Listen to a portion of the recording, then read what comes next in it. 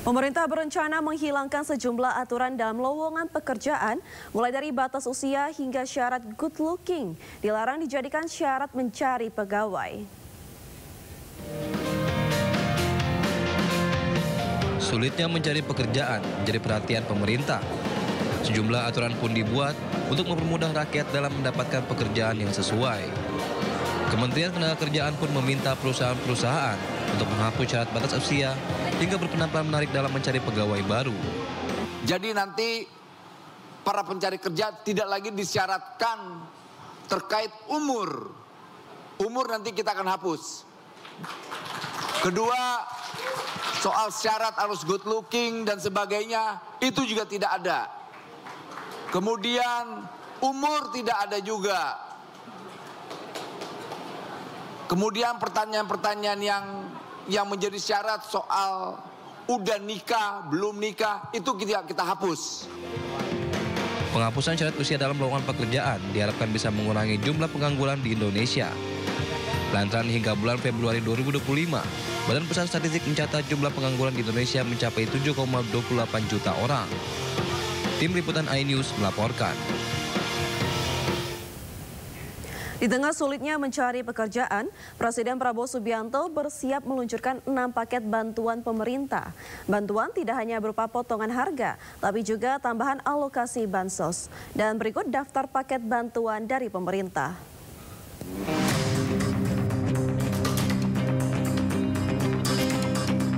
Pertama, ada diskon transportasi untuk angkutan laut, kereta api, dan pesawat. Rencananya diskon akan diterapkan selama bulan Juni hingga Juli 2025. Kemudian pada bulan Juni dan Juli, pemerintah juga menerapkan potongan tarif tol di sejumlah jalur dengan target 110 juta pengendara. Tak hanya itu, 79,3 juta rumah tangga dengan daya di bawah 1.300 volt ampere akan mendapatkan diskon 50%. Diskon ini akan berlaku selama bulan Juni hingga Juli 2025. Pemerintah juga akan menambahkan alokasi bansos. Kartu sembako hingga bantuan pangan akan diberikan bagi 18,3 keluarga penerima bantuan. Kemudian Presiden juga janjikan akan memberikan bantuan berupa subsidi upah bagi pekerja dengan gaji di bawah 3,5 juta atau di bawah UMP. Tak hanya itu, bantuan subsidi upah juga menyasar guru honorer. Terakhir, ada diskon iuran jaminan kecelakaan kerja. Diskon diberikan untuk buruh di sektor padat karya. Tim Liputan iNews melaporkan. Pemirsa, usulan penambahan batas usia pensiun aparatur sipil negara hingga 70 tahun datang dari Dewan Pengurus Kopri Nasional. Pemerintah menyatakan akan mempertimbangkan berbagai aspek, termasuk regenerasi dalam tubuh ASN. Usulan untuk menaikkan batas usia pensiun ASN menjadi 70 tahun disampaikan Kopri dalam rangka menyesuaikan dengan dinamika dan kebutuhan organisasi. Saat ini, batas usia pensiun ASN di Indonesia berada di usia 58 tahun untuk pegawai administrasi dan 60 tahun untuk jabatan fungsional. Namun, seiring peningkatan usia harapan hidup dan tuntutan kompetensi pegawai, Kopri menilai sudah saatnya usia pensiun ditinjau ulang. Kantor Komunikasi Kepresidenan mengklaim usulan tersebut bisa diterima, namun harus melalui kajian mendalam.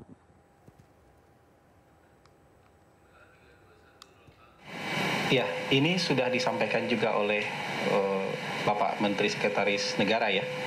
Karena sebagai sebuah usulan tentu sah-sah saja dan usulan-usulan yang baik tentu kita tampung saja. Walaupun dari pemerintah tentu akan mempertimbangkan banyak sekali hal, termasuk juga misalnya soal kaderisasi dan regenerasi ASN.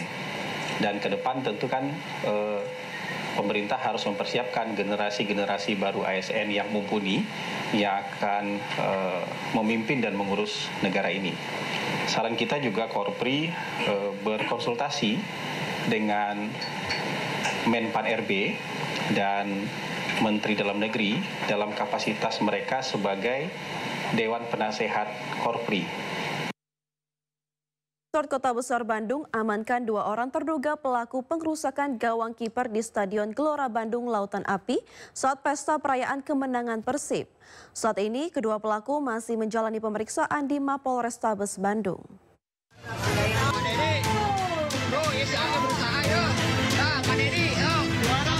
Dua pelaku pengrusakan jaring gawang kiper di Stadion Gelora Bandung Lautan Api akhirnya ditangkap polisi. Hingga saat ini keduanya masih diperiksa anggota Polres Bandung. Mereka dijerat pasal tentang perusakan fasilitas umum. Penangkapan keduanya setelah polisi terima laporan dari Pemkot Bandung terkait vandalisme di stadion. Polisi masih memburu pelaku lainnya yang buron. Yaitu dari pihak Sekda sudah membuat laporan mengadukan adanya pengerusakan atau vandalisme di GBLA tersebut. Setelah laporan kami terima, kami langsung melaksanakan penyelidikan dan langsung bisa mengamankan 2 orang yang jelas terekam di video tersebut. Sebelumnya viral di media sosial, video sejumlah oknum bobotoh merusak rumput lapangan serta jaring gawang kiper di Stadion Gelora Bandung Lautan Api. Peristiwa menuai kecaman warganet, bahkan Gubernur Jawa Barat Deddy Mulyadi pun turut angkat bicara menyayangkan aksi mereka. Dari Bandung, Jawa Barat, Jupita Milana, iNews melaporkan. Usai dilaporkan ke polisi, pengantin pernikahan dini yang viral di Lombok penuhi panggilan polisi. Puluhan warga turut mengawal proses pemeriksaan tersebut.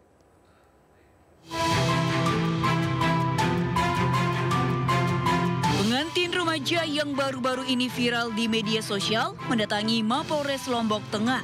Mereka datang untuk diperiksa usai dilaporkan Lembaga Perlindungan Anak Kota Mataram. Selain ditemani keluarga dan kuasa hukum, kedua pengantin ditemani puluhan warga. Pada pemanggilan pertama ini, selain pasangan pengantin, ayah pengantin perempuan juga diperiksa. Mereka dicecar 20 pertanyaan, diantaranya mengenai hubungan dua pengantin sebelum menikah hingga prosesi yongkolan. Awal mula mereka bahkan pacarannya disebutkan sampai dia melakukan pernikahan. Itu alasan dasar mereka untuk menikah itu. Selanjutnya, polisi berencana menghadirkan tokoh agama dan tokoh adat guna mencari solusi sehingga tidak terjadi tumpang tindih antara peraturan yang ada. Dari Lombok Tengah, Emma Widiawati, iNews melaporkan. Pegawai Kejagung jadi korban penganiayaan di kawasan Sawangan, Depok, Jawa Barat. Akibat penganiayaan itu, korban harus dirawat di rumah sakit karena luka di tangannya.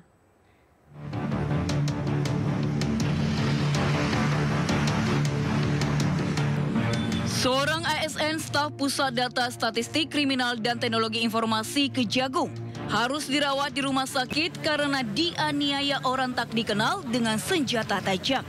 Aksi penganiayaan terjadi di kawasan Pengasinan Sawangan, Kota Depok. Saat itu korban dalam perjalanan pulang kerja. Ia sempat berteduh di warung kopi karena hujan lebat.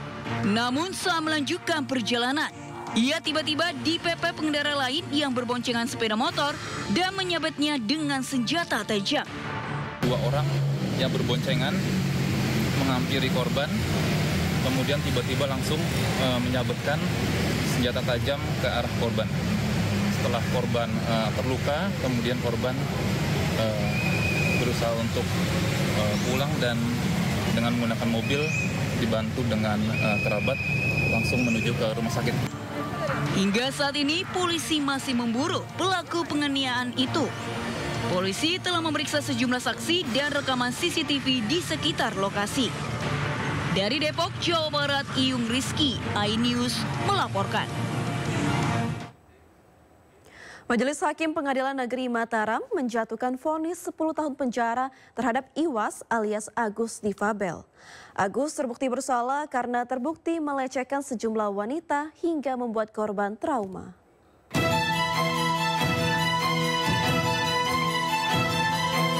Majelis Hakim Pengadilan Negeri Mataram menjatuhkan vonis 10 tahun penjara terhadap Iwas alias Agus Buntung, terdakwa pelecehan seksual terhadap sejumlah mahasiswi di Mataram. Vonis tersebut lebih rendah 2 tahun dari tuntutan jaksa penuntut umum, yakni 12 tahun penjara. Terdakwa terbukti melakukan pelecehan seksual terhadap lebih dari satu korban dan mengakibatkan trauma pada korbannya. Sementara menanggapi putusan tersebut, tim kuasa hukum Agus menyatakan berpikir terlebih dahulu untuk menempuh upaya banding. Dan menjatuhkan pidana kepada terdakwa dengan pidana penjara selama 10 tahun dan denda 100 juta rupiah dengan ketentuan apabila tidak dibayar diganti dengan denda kurungan selama 3 bulan. Agus menyampaikan tadi pikir-pikir selama 7 hari ini. Tapi yang pasti tadi terdakwa menyampaikan kami akan mengajukan banding terhadap putusan majelis hakim. Kasus ini sempat menimbulkan pro kontra di masyarakat yang dinilai tidak memiliki kedua tangan namun bisa menjadi tersangka pelecehan. Dari Mataram, Nusa Tenggara Barat, Hari Kasidi, iNews melaporkan. Kejaksaan Agung menggeledah 2 apartemen di Jakarta terkait kasus dugaan korupsi pengadaan digitalisasi pendidikan di Kemendikbudristek periode 2019 hingga 2022. Penggeledahan dilakukan di salah satu unit apartemen di kawasan Jakarta Barat dan Jakarta Selatan. Dalam penggeledahan ini, penyidik kejaksaan bekerjasama dengan petugas keamanan apartemen untuk membuka pintu apartemen. Penggeledahan dilakukan terkait kasus korupsi pengadaan digitalisasi pendidikan berupa laptop berbasis Chromebook di Kemendikbudristek periode 2019 sampai 2022.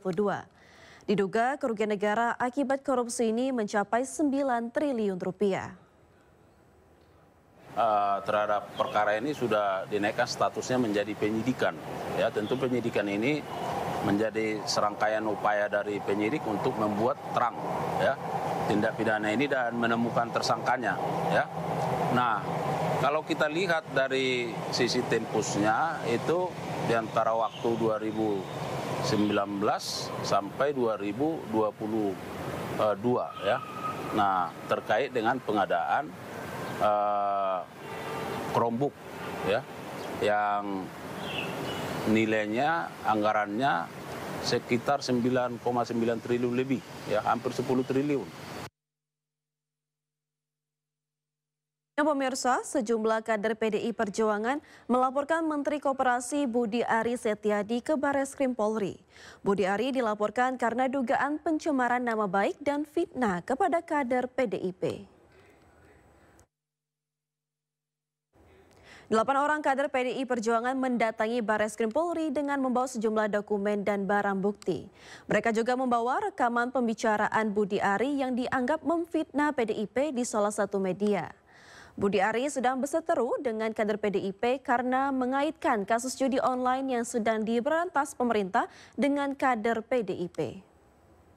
Saya minta efektivitasnya bagaimana? Yang bisa kami sampaikan adalah ada video yang utuh, ada rekaman yang utuh pembicaraan yang Budi Ari dengan salah satu dari media juga. Nah dari situ kami membuat laporan. Ya, kami ini sebagai kader PDI Perjuangan ya merasa tersakiti atas pernyataan ya yang disampaikan oleh Budi Ari yang menuduh katanya PDI Perjuangan yang main ini semua dan Bapak Budi Gunawan. Nah ini kami PDI Perjuangan, kader PDI Perjuangan, kami merasa bahwa apa yang disampaikan itu adalah fitnah yang mungkin menurut teman-teman juga akan menjadi sesuatu hal yang menyakiti, gitu ya. Dianggap pelanggar UU Jaminan Produk Halal, rumah makan ayam goreng Widuran di Solo, Jawa Tengah dilaporkan ke polisi. Informasi selengkapnya tetaplah di Sindo Siang.